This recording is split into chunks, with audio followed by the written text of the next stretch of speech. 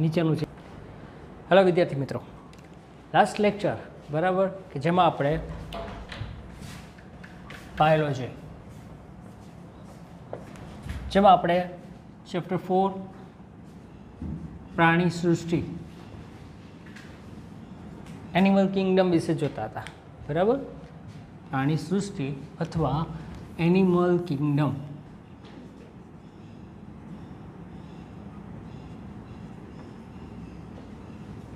કે જેમાં આપણે લાસ્ટ લેક્ચરમાં શું જોયું હતું કે તોમાં આયોજન સ્તરની વાત કરી હતી.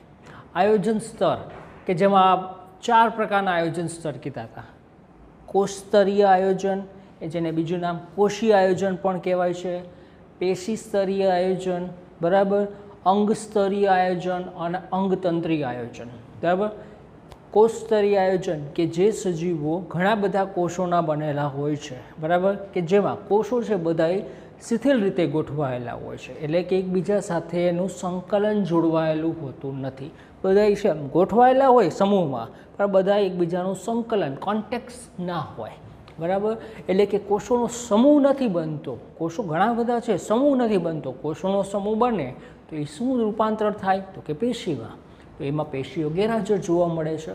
તો આવો કોષોનો સમૂહ છતાં પણ પેશીઓ વગરનો કયો આવશે તો કે સછિદ્ર સમુદાય, જેમાં વાદળીનો સમાવેશ થાય. બરાબર, ઓકે. પછી પેશી સ્તરીય આયોજન. પેશી સ્તરીય કે જે સજીવો કોષોના સમૂહ અથવા તો જે સજીવો માત્ર પેશીઓના બનેલા હોય છે એને પેશી સ્તરીય આયોજન તરીકે ઓળખાય છે. જેની અંદર વાત કરીએ તો કોષ્ઠાંતરી અને ટીનોફોરા સમુદાયના પ્રાણીઓ આવશે. બરાબર, પછી આવશે અંગ સ્તરીય પ્રાણી આયોજન, એટલે કે જેમાં જે સજીવો પેશીઓનો સમૂહ અથવા તો જે સજીવો અંગોનું આયોજન ધરાવે તેને અંગ સ્તરીય આયોજન કહે છે. કે જેની અંદર ઉદાહરણ પૃથુકૃમિ, સૂત્રકૃમિ સમાવેશ થતો હતો. પછી આવશું અંગતંત્રીય આયોજન, એટલે કે અંગોનો સમૂહ, બરાબર, એવો સજીવ દેહ ધરાવે તેને અંગતંત્રીય આયોજન કહે છે. કે જેમાં સૂત્રકૃમિ પછી જે પણ આવે છે નુપુરક, સંધિપાદ, મૃદુકાય, બરાબર, શૂળત્વચી, સામી મેરુદંડી અને બધા મેરુદંડી. બરાબર, જેમાં ચુસ્મુખા, મત્સ્ય, ઉભયજીવી, સરીસૃપ, વિહંગ અને સસ્તન, આ બધાનો સમાવેશ થાય છે. એ બધા અંગતંત્રીય આયોજન. આ જે આયોજન મેં કીધું હતું એ શું હતું તો કે બહુકોષી સજીવ. પણ જો એક કોષી હોય તો મેં તમને કીધું આ બધું જે ડીપમાં જે બોલું છું એ બધું પાયાનું નોલેજ, જે એક્સ્ટ્રા વાત કરીએ છીએ બધું તમારે નીટ લેવલમાં કામનું છે. બરાબર, જે આપણે એલનમાં જે જનરલી જોઈએ છીએ, એલનમાં આ જ શબ્દો અને આ જ થિયરી જે એક્સ્ટ્રા ભણાવાય છે એ જ વસ્તુ આપણે તમને પીરસવામાં આવે. તમારે કદાચ એલનમાં જવાની જરૂર નથી પડતી.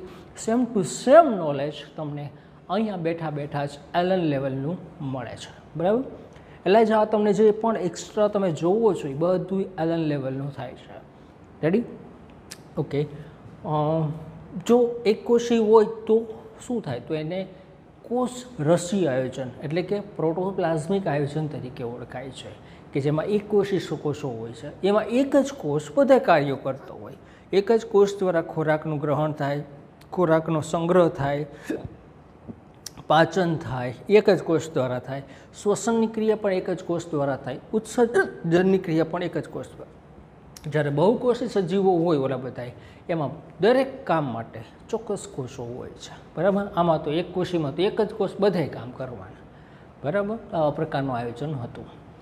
ઠીક છે. પછી કંઈક શરીર રચના વિશે કીધું હતું. બરાબર, શરીર રચના જનરલી છે 3 પ્રકાર બતાવ્યા હતા.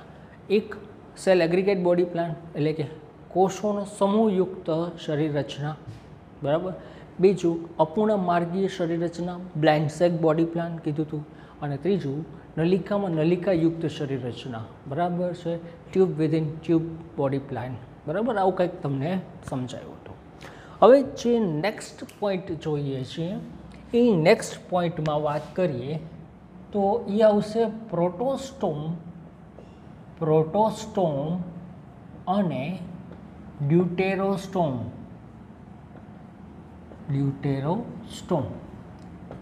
પ્રોટોસ્ટોમ અને ડ્યુટેરોસ્ટોમ. હવે આ વસ્તુ છે શું એ સ્ટાર્ટ કરું એની પહેલાં હું તમને થોડુંક કોન્સેપ્ટ સમજાવવા માગું. હવે આપણને ખબર છે કે ભાઈ આપણે મનુષ્ય જ છીએ અથવા પ્રાણીમાં જ વાત કરીએ તો આપણામાં શુક્રકોષ અને અંડકોષ, નરજન્યુ માદાજન્યુ, આ બંને જોડાય અને શું બને છે તો કે યુગ્મનજ બને, અથવા તો ફલિતાંડ કહો અથવા તો ઝાયગોટ કહો. બરાબર છે? શું બને છે? નરજન્યુ માદાજન્યુ જોડાય અને આવું કંઈક શું બને છે? યુગ્મનજ બને છે. બરાબર? અહીં સુધી આપણને ખબર છે. પછી આગળ શું થાય છે એ ખબર? પછી એમાંથી વિખંડન દ્વારા વિભાજન થાય છે. આ જે કોષ છે એની અંદર વચ્ચેથી વિભાજન થાય, વિખંડન પડે છે, ખંડો. બરાબર છે? એકમાંથી બે, બેમાંથી ચાર, ચારમાંથી આઠ, આઠમાંથી 16. બરાબર? આવું વિખંડન પ્રકારનું વિભાજન થાય છે. વિખંડન દ્વારા વિભાજન. બરાબર? આ રીતે થાય. એકમાંથી બે, બેમાંથી ચાર, ચારમાંથી આઠ, આઠમાંથી 16. બરાબર? આવા માની લો ત્યારે 16 કોષોનો સમૂહ બને છે.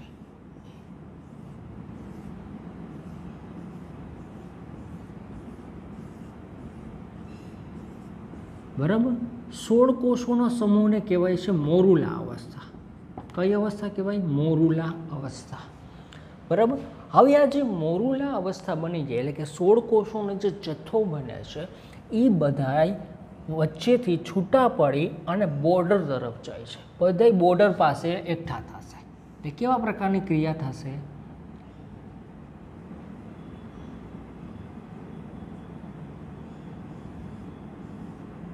બરાબર? જો આ રીતે આ બધાય કોષો બોર્ડર ઉપર ગોઠવાશે અને એક આવી ગોળ કોથળી જેવી રચના સર્જાય છે.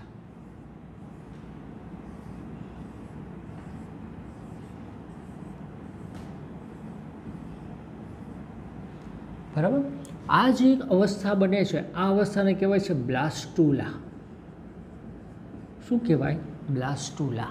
અને આ જે વચ્ચે જે પોલાણ જનરેટ થયું છે આ પોલાણને બ્લાસ્ટોસીલ તરીકે ઓળખાય છે. બ્લાસ્ટોસીલ. બરાબર?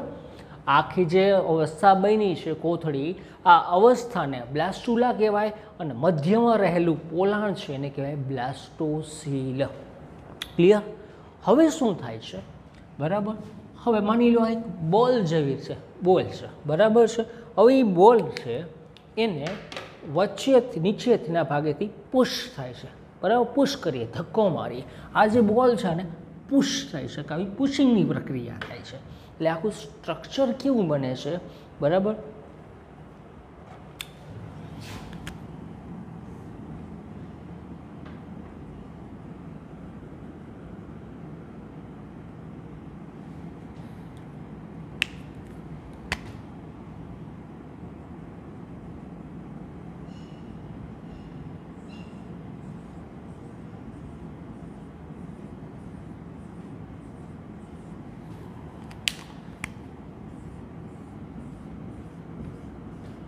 આ જો ખબર પડી કઈ? પહેલાં અહીંયા આખું એક જ લેયર હતું. હવે નીચેથી પુશિંગ જેવી પ્રોસેસ થાય છે જેના કારણે એક પોલાણ અંદરની તરફ થાય છે અને એક લેયર બીજું બન રહે છે. હજી વધુ પુશિંગની પ્રોસેસ થાય છે. હજી વધુ પુશિંગની પ્રોસેસ થાય છે. બરાબર? અને આખી સિચ્યુએશન શું થાય છે?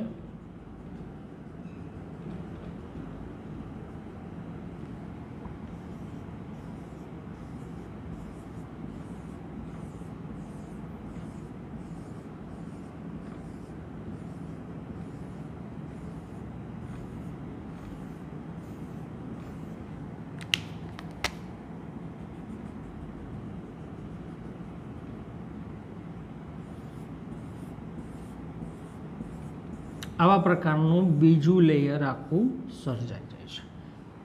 બરાબર? ઘણા સજીવોમાં અહીંયા સુધી જ પ્રોસિજર થાય છે અને ઘણામાં આ 2 લેયર બન્યા પછી ત્રીજું લેયર પણ બને છે. બરાબર? એ પણ બનાવી નાખીએ.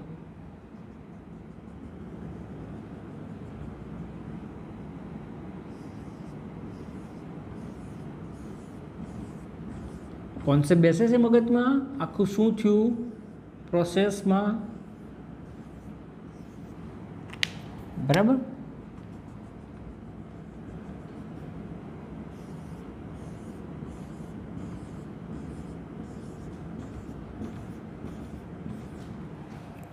બે તો બન્યા, સાથે સાથે આ બેની વચ્ચે જે ત્રીજું દેખાય છે એ ત્રીજામાં પણ કોષો ગોઠવાય છે, કોષો બનતા જાય છે, બરાબર.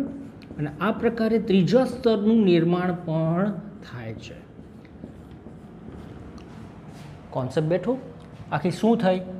નરજન્યુ માદાજન્યુ શુક્રકોષ અંડકોષ જોડાણા, એનાથી શું બન્યું? યુગ્મનજ. હવે યુગ્મનજની અંદર શું થયું? વિખંડન દ્વારા વિભાજન સર્જાણું, બરાબર. 1 માંથી 2, 2 માંથી 4, 4 માંથી 8, 8 માંથી 16, બરાબર. આવા કોષોનો સમૂહ બને છે. એવો જે 16 કોષોનો સમૂહ બને છે, 16 સેલ્સ, બરાબર, એ અવસ્થાને શું કહેવાય છે? મોરુલા અવસ્થા, બરાબર. હવે એ મોરુલા અવસ્થાના જે કોષો છે એ બધા કોષો દૂર દૂર ખસી અને આખું એક ગોળ કોથળી જેવી રચના બનાવે છે અને બધા કોષો આવા બોર્ડર પાસે ગોઠવાઈ અને આખી ગોળ કોથળી જેવી રચના બનાવે છે, બરાબર.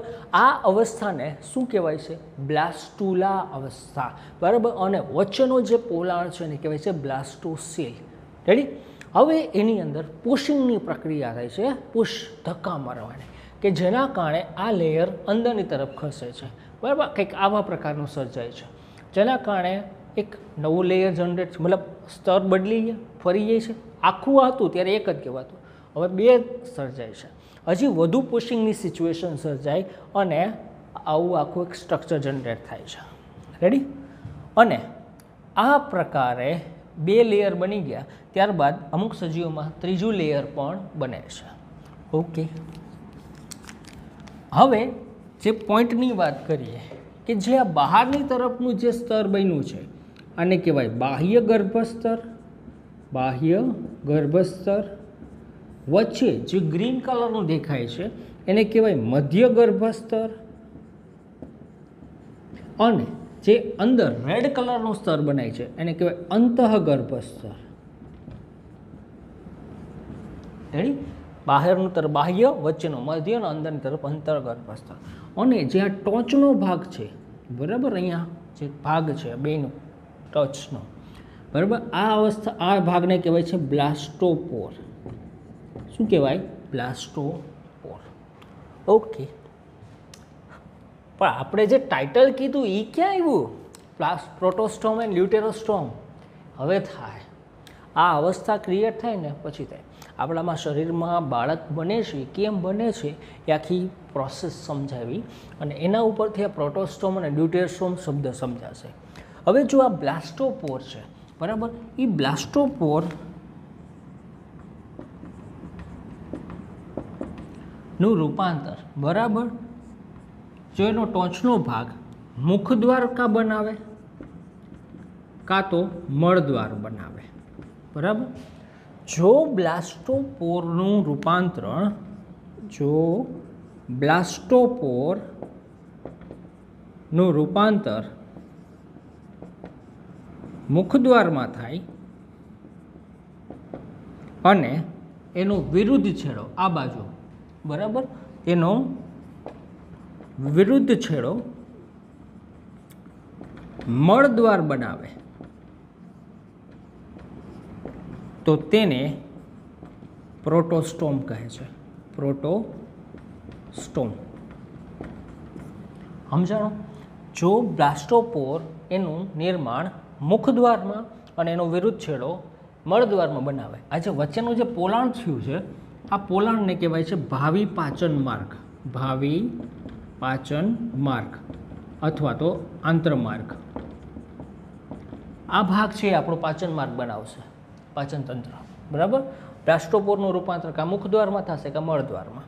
હવે જો પ્રોટોસ્ટોમ છે તો એમાં બ્લાસ્ટોપોરનું રૂપાંતર મુખદ્વારમાં અને એનો વિરુદ્ધ છેડો મળદ્વારમાં રૂપાંતરિત થાય છે. રેડી. તો એને કહેવાય પ્રોટોસ્ટોમ. જો ડ્યુટેરોસ્ટોમ હોય, બરાબર, તો એમાં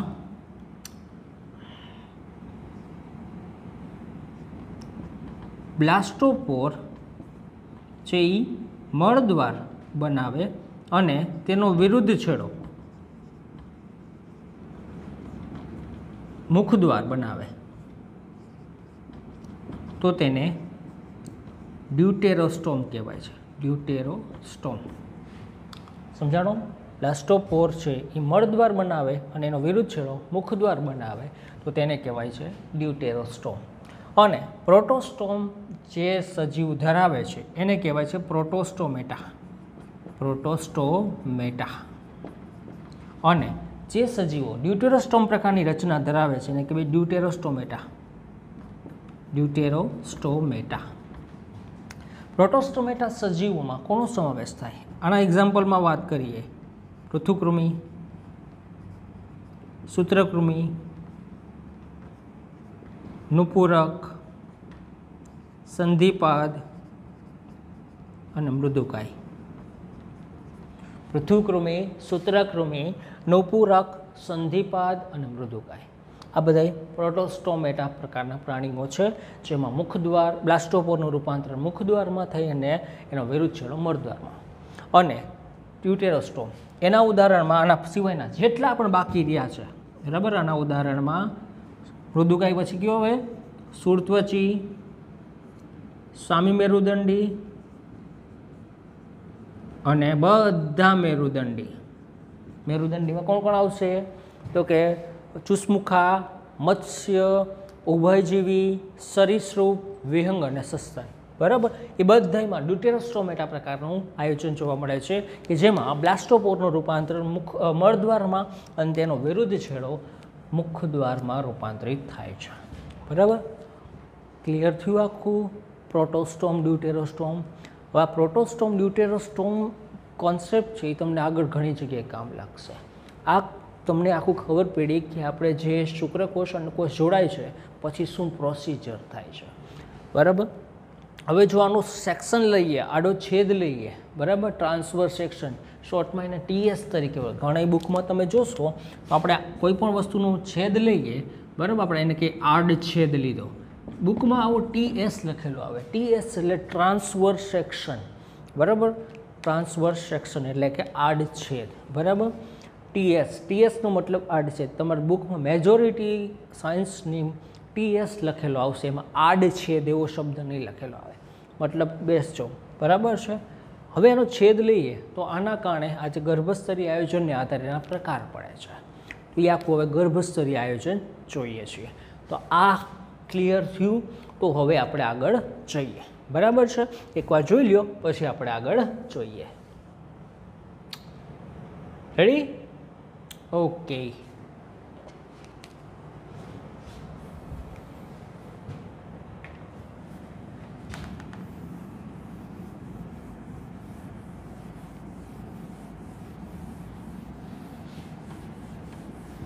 વિદ્યાર્થી મિત્રો, કોન્સેપ્ટ સમજાતા જાય છે ને? ધ્યાન દેજો.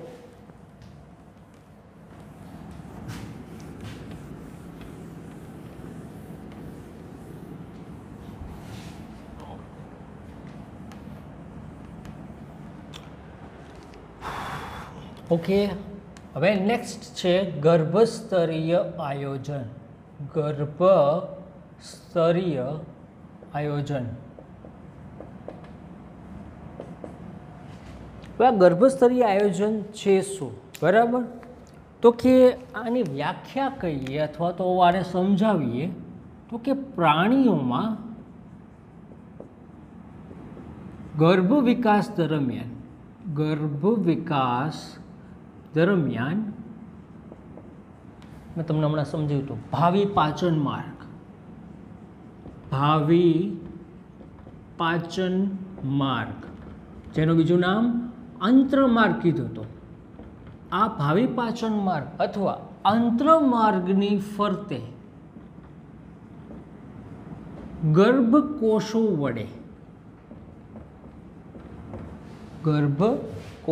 વડે શું થાય છે? તો કે ગર્ભસ્તરોની રચના થાય છે. ગર્ભસ્તરોની રચના થાય છે. આ ગર્ભસ્તરોની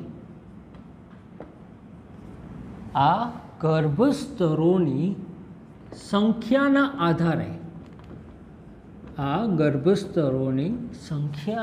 આધારે તેના આયોજન થાય છે, એટલે કે ગર્ભસ્તરીય આયોજન થાય છે.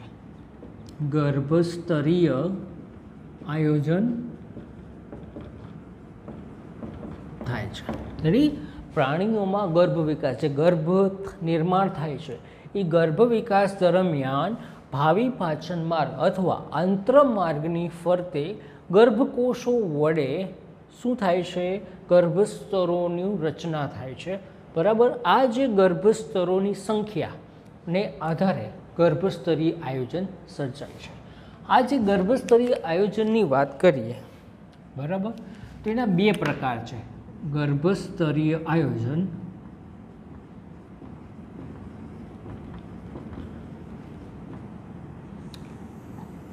બે પ્રકાર જોવા મળે. એક દ્વિગર્ભસ્તરીય અને બીજું ત્રિગર્ભસ્તરીય. દ્વિગર્ભસ્તર જેને કહેવાય ડિપ્લોબ્લાસ્ટિક એન્ડ ત્રિગર્ભસ્તરીય એટલે ટ્રિપ્લોબ્લાસ્ટિક. હવે દ્વિગર્ભસ્તર એટલે શું? મેં તમને છેલ્લી આકૃતિ દોરી હતી જેની અંદર 3 સ્તર હતા, એનો છેદ લઈએ, બરાબર છે, તો એમાં 3 ગર્ભસ્તર દેખાશે. અને જેની આગળની આકૃતિ બતાવી જેમાં વચ્ચેનો લીલું કલરના કોષોનું સ્તર નહોતું બનાવ્યું, બરાબર, ખાલી 2 જ લેતા, લાલ અને બ્લેક મેં બતાવ્યા હતા, બરાબર, સોરી બ્લુ. તો આ જે 2 સ્તરો જે સજીવોમાં જોવા મળતા હતા એ દ્વિગર્ભસ્તરીય છે. એનો છેદ લઈએ તો અહીંયા છેદ આપણને આયોજન દેખાય છે. તો આની વ્યાખ્યા કહીએ તો શું થાય? તો કે ગર્ભ વિકાસ દરમિયાન, બરાબર છે, જે પ્રાણીઓમાં છે, બહારની તરફ ગર્ભ વિકાસ દરમિયાન પ્રાણીમાં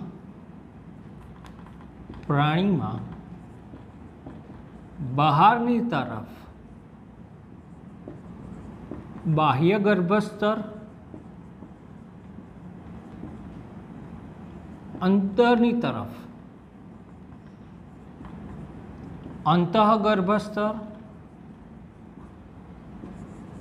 જોવા મળે છે. શું થાય? જોવા મળે જ્યારે મધ્યમાં એટલે કે વચ્ચે, બરાબર, અકોષીય કોષો વગરનો કોઈ કોષ ના હોય, મધ્ય શ્લેષ એટલે અવકાશ, બરાબર, ખાલી જગ્યા હોય, મધ્ય શ્લેષ કોષો વગરનો અવકાશ જોવા મળે છે. જોવા મળે તો આ પ્રકારના ગર્ભસ્તરને તો તેને દ્વિગર્ભસ્તરીય આયોજન કહે છે. દ્વિગર્ભસ્તરીય આયોજન કહે છે. કોન્સેપ્ટ બેઠો? એ રીતે સેમ ત્રિગર્ભસ્તરનું જોઈએ. પ્રાણીઓમાં ગર્ભ વિકાસ દરમિયાન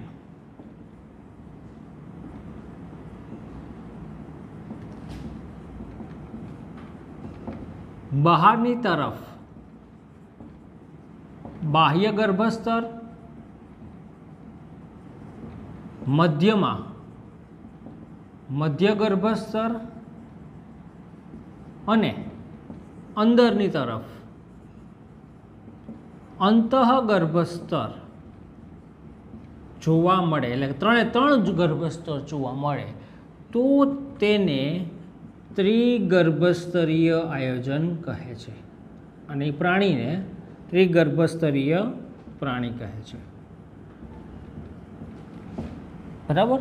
હવે મેં તમને ઓલું આગળનું કીધું હતું, 2 આકૃતિનું આડછેદ લઈએ તો જે પહેલી બની હતી, બરાબર, પુશ કરવાને કારણે, બરાબર, તો એની અંદર કેવા પ્રકારનું થતું હતું?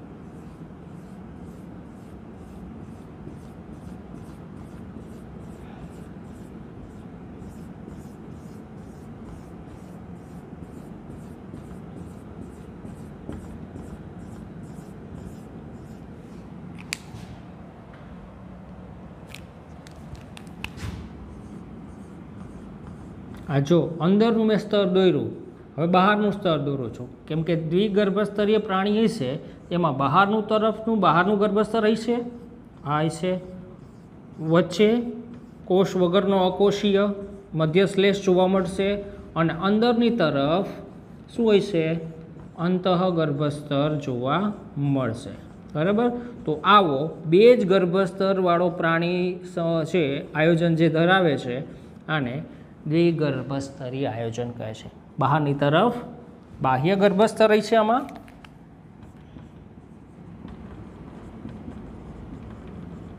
અને અંદરની તરફ અંતઃગર્ભસ્તર અને વચ્ચે અકોષીય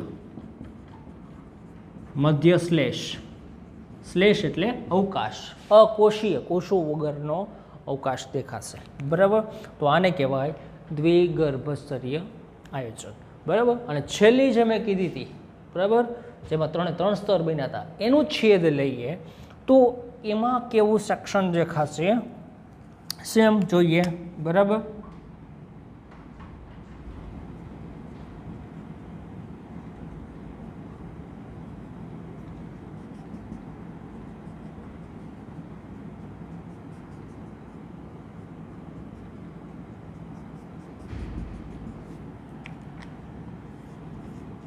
આ અંદરની તરફનું કોષોનું સ્તર બને છે ક્યુ, અંતઃગર્ભસ્તર. રેડી. આ શું થયું, અંતઃગર્ભસ્તર. રેડી. બહારની તરફ જે કોષોનું સ્તર બને છે એ બાહ્ય ગર્ભસ્તર. ધ્યાન રાખજો, બહારની તરફ બાહ્ય ગર્ભસ્તર બને છે.